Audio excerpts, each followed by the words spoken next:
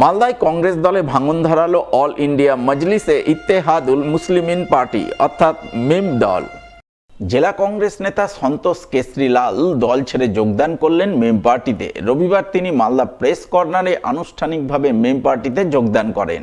তার হাতে দলীয় পতাকা তুলে দিয়ে তাকে মেম পার্টিতে স্বাগত জানান মেম পার্টির জেলা সভাপতি রেজাউল করিম।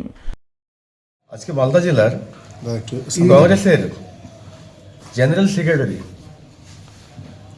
সন্তোষ কেশরীলাল বাবু আজ আমাদের অল ইন্ডিয়া মজলিসে ইত্তেহাদুল মুসলিমিনে যোগদান করেছেন এবং ওনার যা সঙ্গে নেতা কর্মী যারা ছিলেন সকলে মিলেই এই পার্টিতে যোগদান করেছেন। তৃণমূল থেকে অনেকে অফার এসছে, অনেকজনই আসতে চেয়েছেন, খুব অল্প সময়ের মধ্যে সবাই যোগদান করছেন। 2026-এ আমরা ফুলফিলভাবে লড়াই করার জন্য তৃণমূল এবং কংগ্রেস সিপিএম সমস্ত দল থেকেই আমাদেরকে সহযোগিতা করেছেন। সব দলের নেতা কর্মীরা অনেকেই মিম দলে যোগদান করছেন।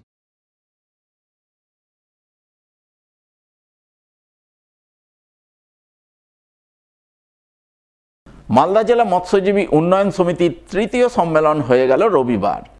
জন আন্দোলন এবং গঙ্গা ভাঙন প্রতিরোধ অ্যাকশন নাগরিক কমিটির সহযোগিতায় এদিন এই সম্মেলন অনুষ্ঠিত হয় মালদার কালিয়াচক 3 নম্বর ব্লকের বাঙ্গিটোলা অঞ্চলের কামাল উদ্দিন ঘাটে। আমন্ত্রিত অতিথি হিসাবে হাজির ছিলেন রাজ্যের মন্ত্রী সাবিনা ইয়াসমিন।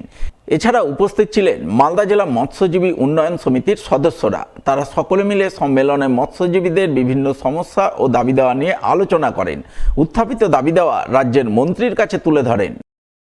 সম্মেলনের পক্ষ থেকে এই বার্তা, মৎস্যজীবী ভাইদের যে প্রবলেমগুলো আছে সরকার যেভাবে দেখছে আরও যেন ভালোভাবে দেখে। এটা পরিবার মরে গেলে একজন মরে গেলে, মৎস্যজীবী মরে গেলে 2 লক্ষ টাকা দিচ্ছিল, এটা যেন 5 লক্ষ টাকা করা হয়। আর প্রতি মাসে যে 3 মাস বা 4 মাস গঙ্গা নদীতে বন্যা থাকে, মাছ মেরে জীবন জীবিকা নির্বাহ করতে পারে না, সেই মাসে যেন 10,000 টাকা করে এদেরকে দেওয়া হয়।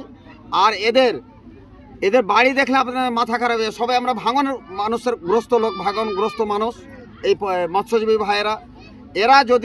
এরাকে যদি আমার বাড়ি যেটা প্রকল্প পশ্চিমবঙ্গ সরকারের আছে, মাননীয় মুখ্যমন্ত্রী মমতা বন্দ্যোপাধ্যায় করেছে, সেইটা যদি এই মৎস্যজীবী ভাইদের প্রতিটা পরিবারকে দেয় তাহলে আমরা আরও খুশি হয়ে এই বার্তা আমি দিচ্ছি। মন্ত্রী সাহেবা দাবিগুলি বিবেচনা করে আগামী দিনে পূরণ করতে যথাযথ উদ্যোগ গ্রহণের আশ্বাসবাণী শোনান।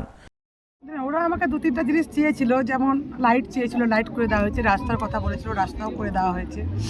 এবং ওরা একটা মৎস্যজীবী বলতে বিশেষ করে টয়লেট বলেছিল, টয়লেটও করে দেওয়া হয়েছে এবং তাদের মৎস্যজীবী কার্ডও করে দেওয়া হয়েছে। এবং যেটা মূল সমস্যা হচ্ছে যে তারা যে মৎস্যজীবী, তো সেই মৎস্যজীবীটা হচ্ছে গঙ্গা নদীকে নির্ভরকে কেন্দ্র করে তারা মৎস্যজীবী।